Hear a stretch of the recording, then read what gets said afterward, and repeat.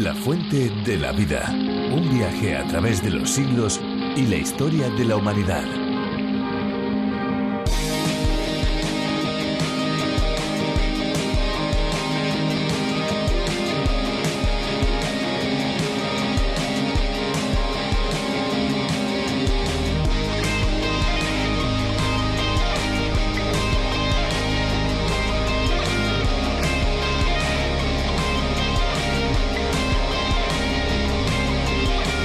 El agua se suele usar para limpiar el suelo, ya que elimina fácilmente las impurezas, pero en ocasiones es necesario completarla con algún producto especial para facilitar así la retirada de la suciedad. Sin embargo, tenemos que tener cuidado con el uso y el abuso que podemos hacer de estos productos.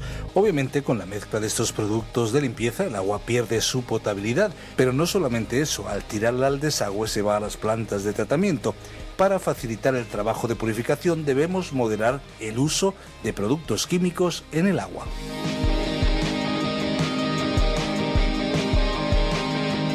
Si estuviéramos cerca de ustedes, ahí mirándonos cara a cara, les daríamos un verdadero abrazo para saludarles y darles la bienvenida a este tiempo de amigos, porque este es un tiempo de amigos, ¿verdad? Pues Fernando Díaz Sarmiento y una servidora, Esperanza Suárez, ya nos hemos saludado y ya estamos preparados para empezar este tiempo especial con cada uno de ustedes. Desde aquí, reciban nuestros abrazos virtuales. El propósito de la Fuente de la Vida es llegar a todos ustedes con el mensaje profundo de la Biblia y enseñarles a estudiar, a reflexionar en este libro tan importante para la humanidad. Y es que cuando realmente entendemos la obra que hizo Jesús en la cruz, nuestra mente cambia y junto a eso, desde luego, cambia todo nuestro ser, cambia nuestro estilo de vida. Miles de personas a lo largo de los siglos han recibido a Jesús como su Salvador y han experimentado un cambio drástico en sus vidas y en sus pensamientos.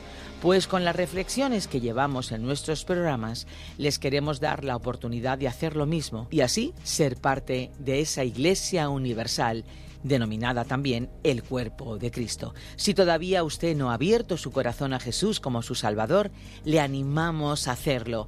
Le aseguramos que no hace falta estar en un lugar específico o esperar un momento concreto. Hoy puede ser ese momento especial. La Biblia es un libro que debe ser leído de forma adecuada, entendiendo sus fundamentos y su profundidad. Jesucristo, que es Dios, conocía mejor que nadie las profundidades de los mandamientos del Creador, porque por Él todas las cosas fueron creadas y Él conoce todas las cosas. Por ello tenía autoridad total para reprender a los maestros de la ley de su tiempo que habían tergiversado gravemente los mandamientos. Habían impuesto una interpretación que distorsionaba el sentido real y el propósito de las leyes. Eso les llevaba a cometer injusticias y a no practicar el principal mandamiento: amar a Dios sobre todas las cosas y al prójimo como a uno mismo. Ese enfoque no lo debemos perder hoy en día al acercarnos al libro de los libros, tampoco nosotros. Hoy escucharemos un poco más sobre la autoridad de Jesús, que en el libro de Mateo se enfrenta varias veces con aquellos que creían ser los más sabios en las enseñanzas divinas, pero que en el fondo desconocían la verdad. Virgilio Bagnoni nos ayuda a conocer más la verdad de Jesucristo. La fuente de la vida. Hoy estudiaremos Mateo capítulo 22, versículo 15, hasta el capítulo 23, versículo 22. Nuestro programa anterior terminaba con una exposición de la parábola de la fiesta de bodas, en la que pudimos recordar el rechazo de Israel y la invitación general para todos los que quisieran venir a Jesús, aplicable a la época actual y anunciada por medio de la proclamación del Evangelio, que trae buenas noticias para el ser humano de nuestro tiempo. En el primer incidente que hoy consideramos, Jesús respondió a los herodianos, que vinieron a él con una pregunta que estaba relacionada con la posición de este grupo, que era un partido político partidario de la casa del rey Herodes y que tenía esperanzas de que esta casa real les liberase del yugo del Imperio Romano. No creo que pudieran ser considerados un partido religioso debido a su marcado énfasis político. Sin embargo, los fariseos aparentemente les utilizaron y es bastante posible que muchos de los fariseos fuesen también herodianos. Además, tomemos nota de que los fariseos instigaron el primer ataque contra Jesús. Leamos los versículos 15 al 17. Entonces se fueron los fariseos y deliberaron entre sí cómo atraparle, sorprendiéndole en alguna palabra.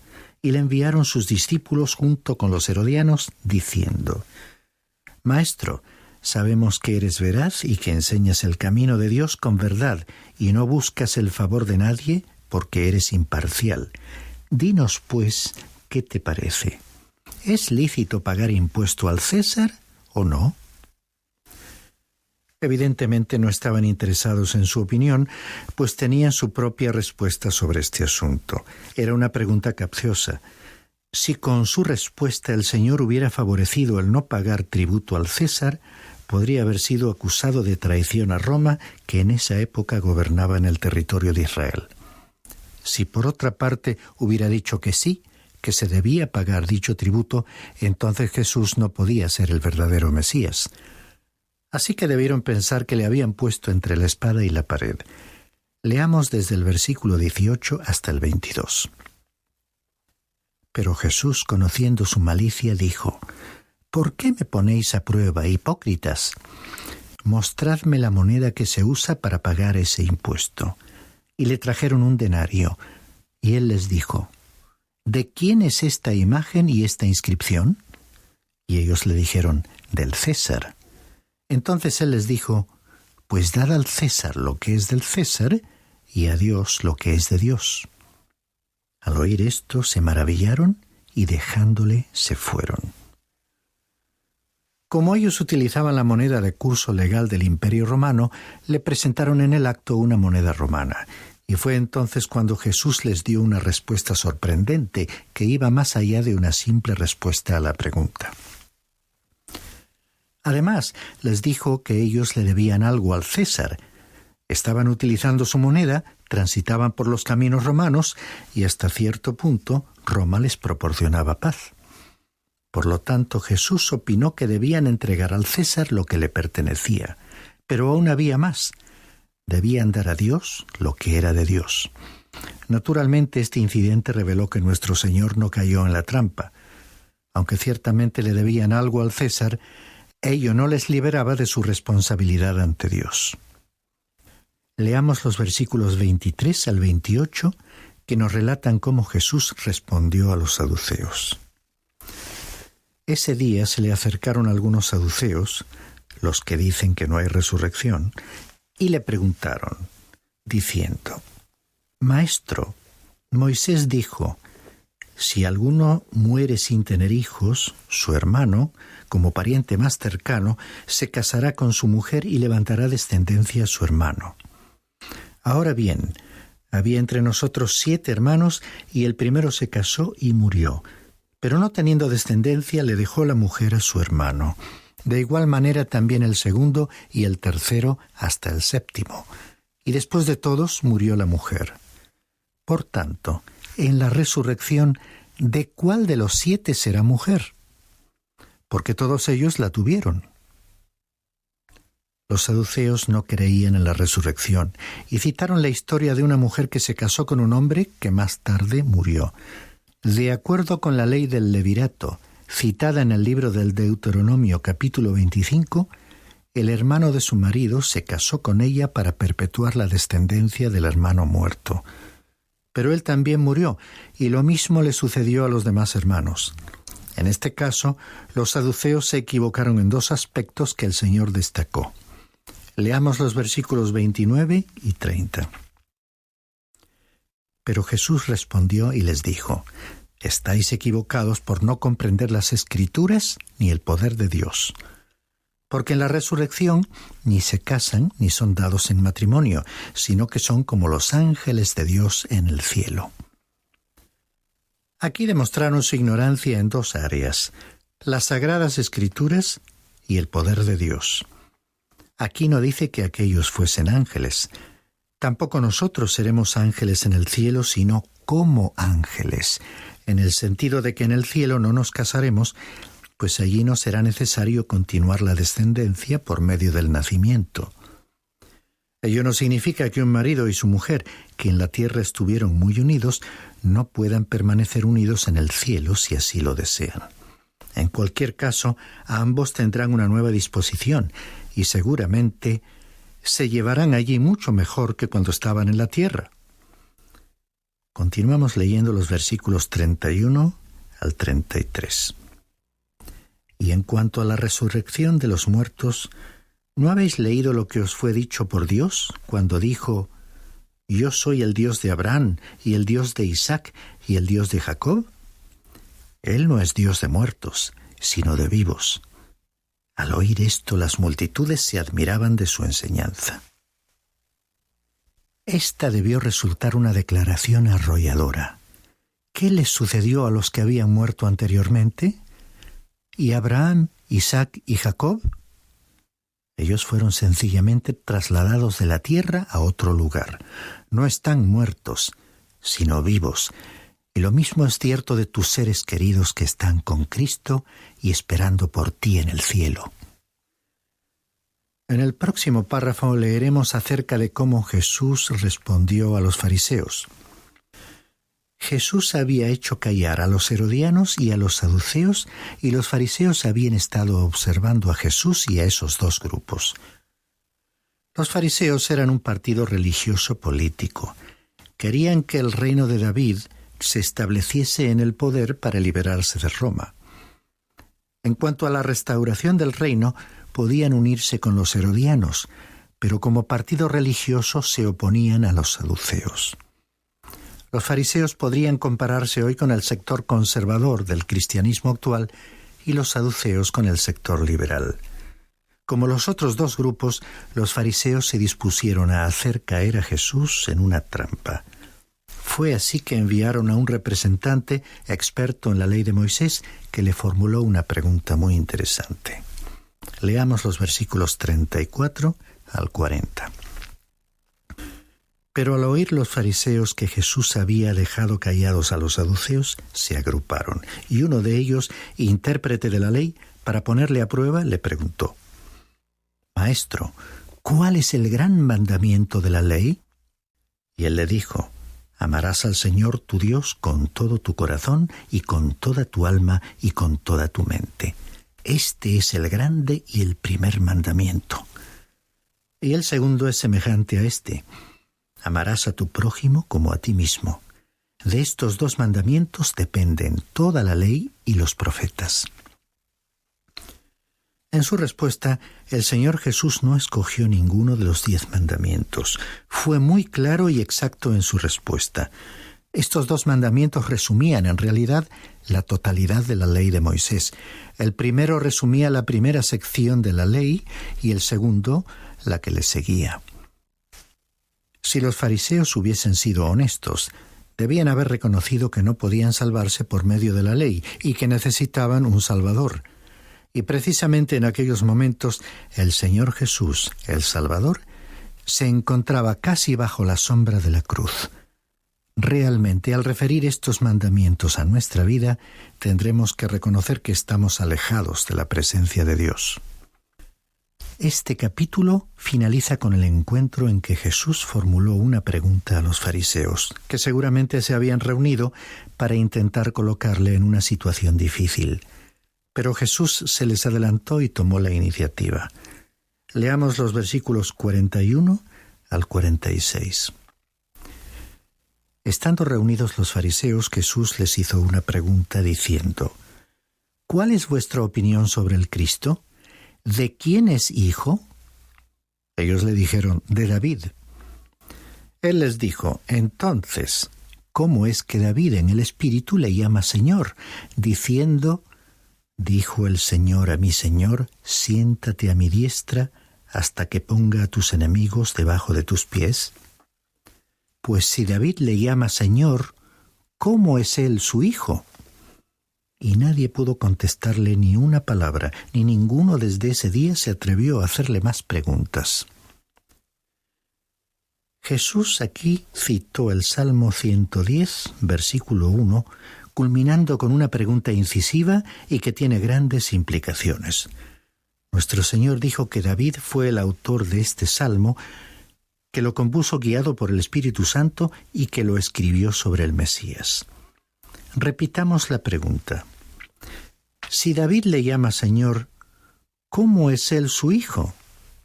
Es decir, ¿cómo pudo David dirigirse a su hijo como a un superior a menos que lo fuese?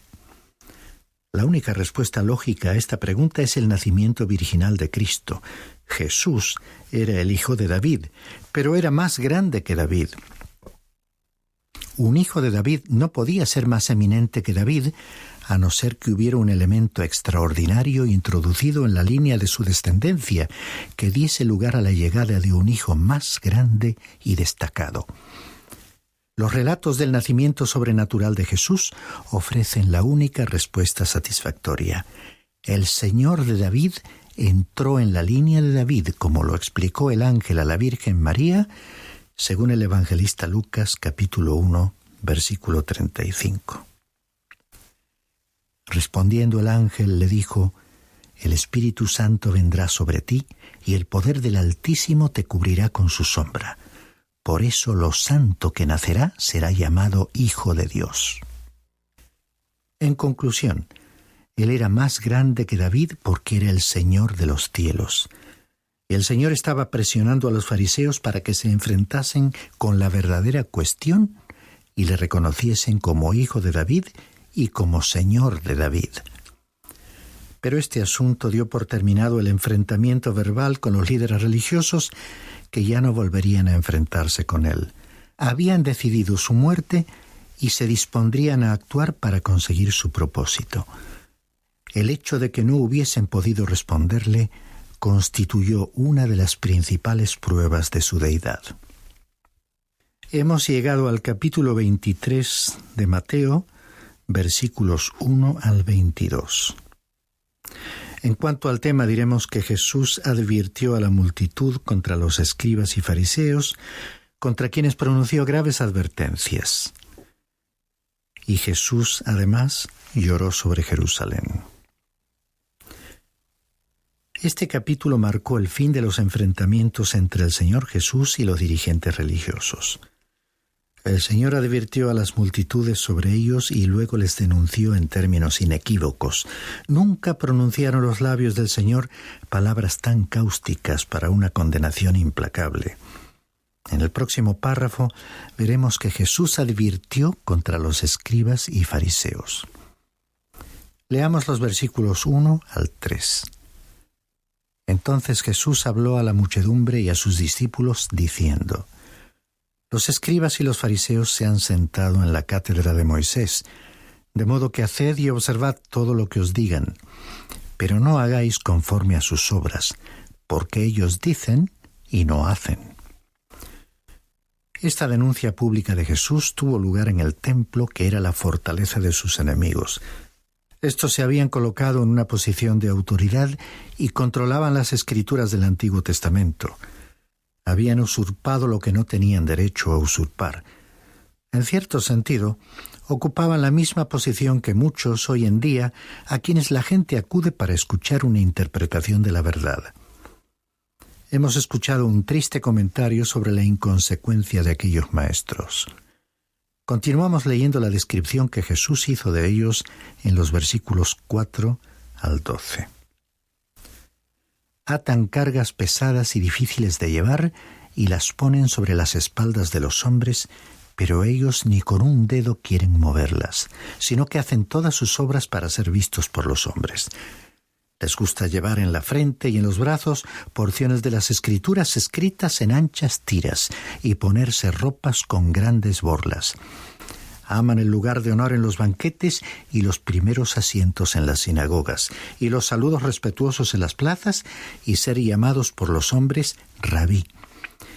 Pero vosotros no dejéis que os llamen Rabí, porque uno es vuestro maestro, y todos vosotros sois hermanos, y no llaméis a nadie Padre vuestro en la tierra, porque uno es vuestro Padre, el que está en los cielos.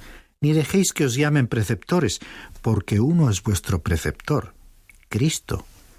Pero el mayor de vosotros será vuestro servidor, y cualquiera que se ensalce será humillado, y cualquiera que se humille será ensalzado. Ahora continuaremos con el párrafo siguiente, que incluye las advertencias pronunciadas contra los escribas y fariseos. En esta sección veremos al bondadoso Jesús utilizando el lenguaje más severo que existe en toda la Biblia. Ningún profeta del Antiguo Testamento denunció el pecado como lo hizo Jesús. Muchos tienen en la actualidad una impresión equivocada o incompleta de Jesús. Es cierto que Él ama a los pecadores y que murió por ellos, pero es igualmente cierto que va a juzgarlos y debemos considerar ambos aspectos de su carácter para tener la verdadera perspectiva de su persona, tal como la describe la Biblia. En algunos sectores, el concepto corriente de Jesús ni siquiera es bíblico, porque se niega su nacimiento de una virgen, el valor de su muerte por los pecados del mundo y su resurrección de los muertos. Realmente, de este Jesús no tenemos información en los documentos históricos. Las únicas fuentes de que disponemos nos hablan de un Jesús que nació de una virgen, que realizó milagros, que murió en una cruz en lugar de los pecadores, que venció a la muerte resucitando, que ascendió a los cielos y que vendrá otra vez a la tierra como un juez. Este Jesús, desconocido para muchas personas hoy en día, es el único Jesucristo que ha vivido en este mundo. El otro es una invención de la imaginación. Escuchemos pues a Jesús denunciar a aquellos líderes religiosos pronunciando diversas acusaciones. Leamos los versículos 13 y 14. Pero ay de vosotros, escribas y fariseos, hipócritas, porque cerráis el reino de los cielos delante de los hombres, pues ni vosotros entráis ni dejáis entrar a los que están entrando. Ay de vosotros, escribas y fariseos, hipócritas, porque devoráis las casas de las viudas, aun cuando por pretexto hacéis largas oraciones. Por eso recibiréis mayor condenación. En esta sección el Señor utilizó la expresión «ay de vosotros» 8 veces. En ellas el Señor habló de los efectos de las acciones de los líderes sobre otros, de su carácter y de sus acciones. Su antagonismo hacia Jesús había causado que el pueblo se alejara de él. Con sus largas oraciones trataban de impresionar a la gente con una aparente espiritualidad. Leamos los versículos 15 al 22. Ay de vosotros, escribas y fariseos, hipócritas, porque recorréis el mar y la tierra para hacer un prosélito, y cuando llega a serlo, le hacéis hijo del infierno 2 veces más que vosotros. Ay de vosotros, guías ciegos, que decís, no es nada el que alguno jure por el templo, pero el que jura por el oro del templo contrae obligación. Insensatos y ciegos, porque ¿qué es más importante, el oro o el templo que santificó el oro? También decís, no es nada el que alguno jure por el altar, pero el que jura por la ofrenda que está sobre él contrae obligación. Ciegos, porque ¿qué es más importante, la ofrenda o el altar que santifica la ofrenda? Por eso, el que jura por el altar, jura por él y por todo lo que está sobre él. Y el que jura por el templo, jura por él y por el que en él habita. Y el que jura por el cielo, jura por el trono de Dios y por el que está sentado en él. Además de ser crueles y deshonestos, cuando proferían juramentos hacían distinciones sutiles para poder invalidarlos después, porque internamente no tenían intención de cumplirlos.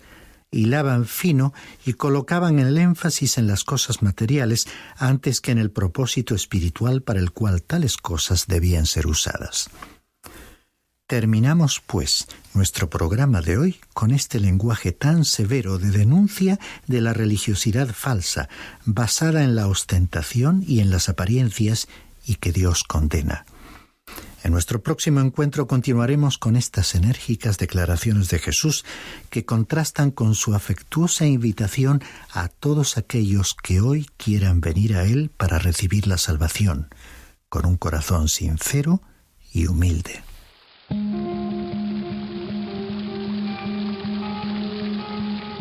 Estamos llegando ya al final de nuestro espacio y, sintiéndolo mucho, tenemos que despedirnos. Pero bueno, será solamente por un tiempo porque volveremos en nuestro próximo espacio. Si ustedes quieren contactar con nosotros, pueden enviarnos un correo electrónico a info@radioencuentro.net. Anoten, info@radioencuentro.net. Les invitamos también, como les decíamos hace un ratito, a visitar nuestra web lafuentedelavida.com o bien a descargar la aplicación La Fuente de la Vida, que también se puede encontrar con el nombre A Través de la Biblia. Y si quieren llamarnos por teléfono, 91 422 0524 o 601 20 32 65, pulsando el +34 si nos llaman desde fuera de España. Nosotros nos vamos, pero les esperamos en nuestra próxima edición de La Fuente de la Vida. Recuerden, amigos, que hay una fuente de agua viva que nunca se agota. Beba de ella.